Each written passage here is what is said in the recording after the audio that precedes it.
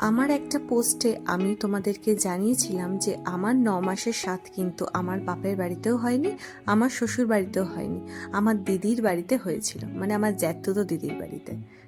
তো সেখানে অনেকেই জানতে চেয়েছো যে কেন বাপের বাড়িতে হয়নি আর কেনই বা শ্বশুর বাড়িতে হয়নি। তো কারণগুলো তোমাদেরকে জানাই। বাপের বাড়িতে হয়নি তার কারণ হচ্ছে, হয়তো অনেকেই জানো আমি থাকি কলকাতা রাজারহাটে, আর আমার বাড়ি কিন্তু মানে বাপের বাড়ি কিন্তু কল্যাণীতে।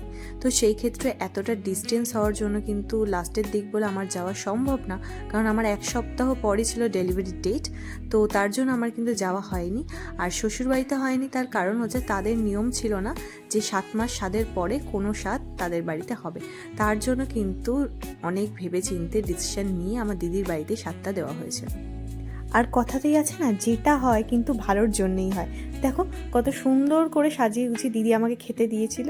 আর সমস্ত রান্না কিন্তু করেছিল আমার দিদি, আমার জেঠিমা আর মা মিলে।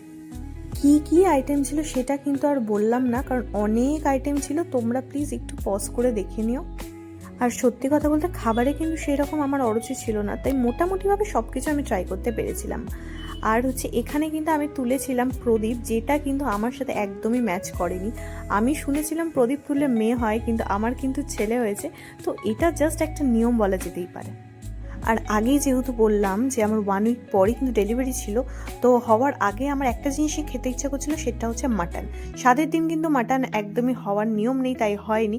তার জন্য কিন্তু পরের দিন মাটন আর ভাত হয়েছিল, আর আমি শুধু মাটন আর ভাত দিয়ে জমিয়ে খেয়ে নিয়েছিলাম। আর রান্নাটা কিন্তু পুরোটাই করেছিল আমার জেঠিমা।